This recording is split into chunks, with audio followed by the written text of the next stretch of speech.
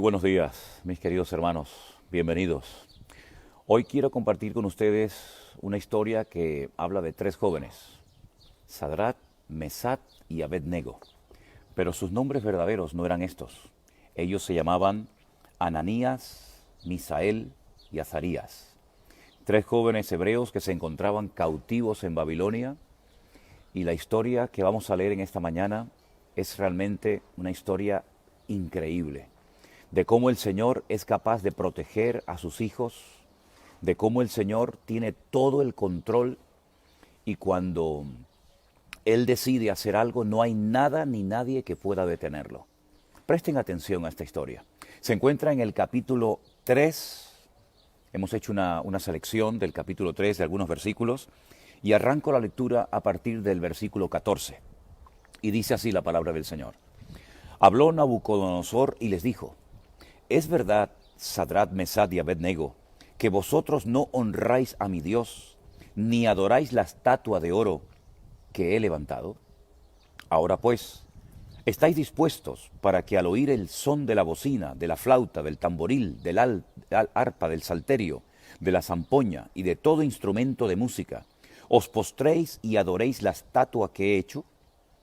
Porque si no la adoráis, en la misma hora seréis echados en medio de un horno de fuego ardiendo.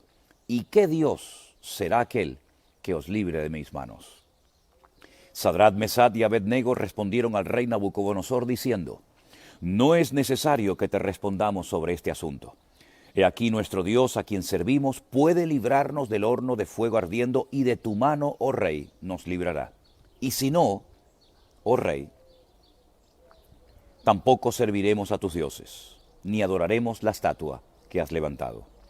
Entonces Nabucodonosor dijo, bendito sea el Dios de ellos, de Sadrat, Mesad y Abed-Nego, que envió su ángel y libró a sus siervos que confiaron en él, y que no cumplieron el edicto del rey, y entregaron sus cuerpos antes que servir y adorar a otro Dios que a su Dios.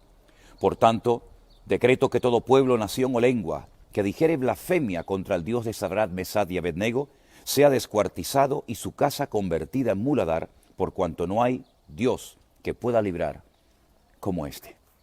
Hemos hecho un pequeño resumen de esta historia, pero si se acuerdan, en el día de ayer, cuando Daniel le interpreta aquel sueño que había tenido el rey Nabucodonosor, le dijo que su imperio, el imperio babilónico, estaba representado por la cabeza de oro de aquella imagen, pero que después de él vendría otro imperio, el de los medos persa, que era de plata, y a continuación otro de bronce, y a continuación otro de hierro, pues mezclado con barro. En un acto de orgullo, de soberbia, de arrogancia tremendo, Nabucodonosor manda construir una estatua toda de oro, desde los pies a la cabeza, como dando a entender que él no acepta que vengan otros imperios después de él. Sin embargo, se equivocó, porque aquella estatua, aquella imagen de oro, que él pensaba que todo el mundo tenía que adorar porque era como una representación del imperio babilónico, pues se equivocaba porque hubieron tres jóvenes, y les he dicho muchas veces que aunque les cambiaron el nombre en Babilonia, sus nombres verdaderos eran Ananías, Misael y Azarías, se negaron rotundamente a postrarse ante aquella imagen y adorarla. ¿No hubiera sido más fácil, dirían algunos, postrarse ante la imagen y adorarla? ¿No hubiera sido más fácil postrarse y no correr peligro sus vidas? En absoluto. Ellos tenían muy claro que al Señor tu Dios adorarás y a Él solo servirás. Ellos sabían perfectamente, porque los 10 mandamientos prohíben la adoración, el culto a otros dioses, a otras imágenes, que ellos no se podían postrar ante aquella imagen, aunque corrieran peligro sus vidas. De hecho, la Biblia nos cuenta que fueron echados vivos y atados de pies y de manos dentro de un horno de fuego para acabar con sus vidas. Pero su Dios, el Dios nuestro, en el cual confiaban y confiamos, ellos sabían perfectamente que Dios los podía librar de la muerte, del fuego, de ser destruidos. Pero ellos no sabían que iban a ser librados milagrosamente del fuego. Por eso dijeron, y si no nos libra, oh rey, tampoco nos vamos a postrar ante tu imagen. ¡Qué confianza, qué fe! qué claro tenían el hecho de estar dispuestos a dar la vida para no ofender, para no desagradar a nuestro Dios. ¿Cómo tenemos que recuperar ese espíritu, esa actitud, esa confianza, ese valor en nuestro Dios? ¿Cuántas personas hoy en día que se llaman cristianos, que acuden, que asisten a congregaciones, son capaces a veces de postrarse ante las cosas de este mundo, con tal de caerle bien a la gente, con tal de ser, como decimos por aquí, políticamente correcto, con tal de no ofender a nadie e intentar llevarse bien con todo el mundo, cosa que es totalmente imposible. Ni el mismo Señor Jesucristo logró caerle bien y agradar a todo el mundo. Ellos sabían perfectamente que a veces en la vida hay que pagar un precio muy elevado, en este caso, estar dispuestos a dar la vida por la causa de Dios. Nosotros hoy en día, el mundo está tratando de que postremos nuestros corazones, postremos nuestra vida ante las infinitas imágenes, sistemas y valores o antivalores que están tratando de imponernos a toda costa. Es tiempo de que la Iglesia se ponga de pie en el nombre de su Señor Jesucristo y no doble sus rodillas ante el sistema del mundo. Es tiempo de que la Iglesia marque una diferencia.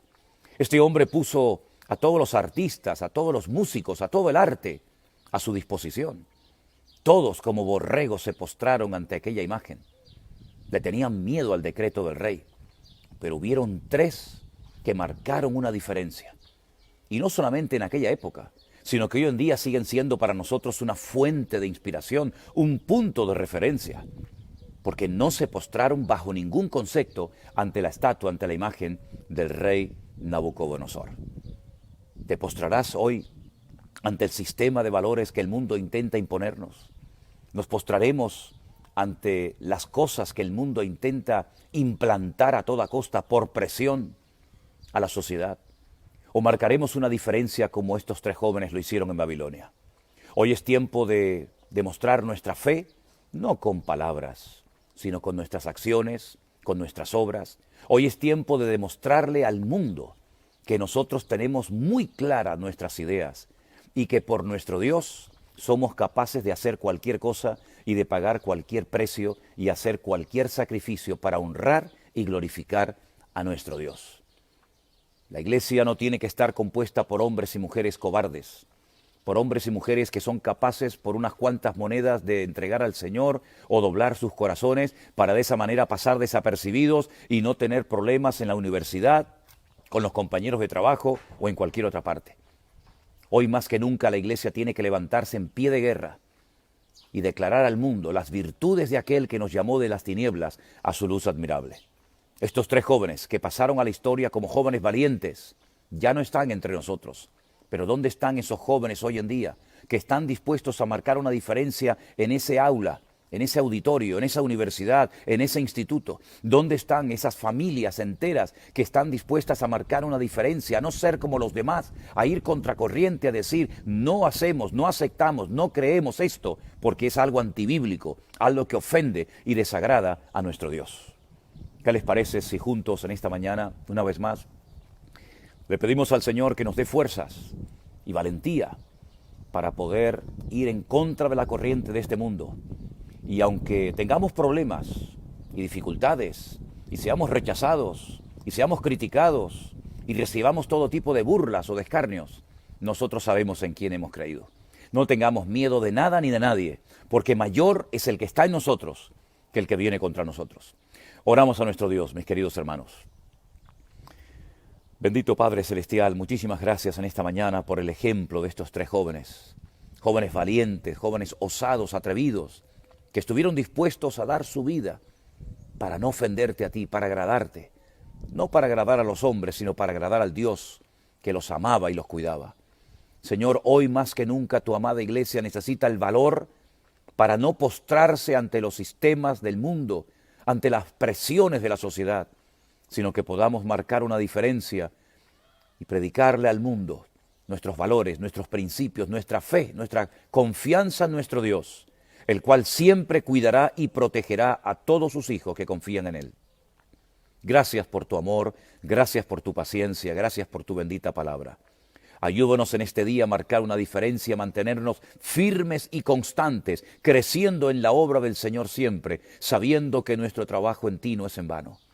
Guárdanos como hasta el día de hoy, protégenos, úsanos y danos un día a todos de victoria y de bendición, en el nombre de Jesús. Amén. Y amén. Pues mis queridos hermanos, que el Señor les bendiga, les mando un gran saludo. Gracias a todos los que están orando por nosotros, para que este viaje misionero en el cual estamos envueltos sea de tremenda bendición y podamos seguir visitando a muchos hermanos y muchos lugares donde hay hermanos que nos esperan y tenemos que ir a conocerlos durante estos próximos días. Que el Señor les bendiga, les mando un abrazo para todos ustedes, bendiciones y que tengan un día lleno de la paz, de la bendición y del favor de Dios. Bendiciones.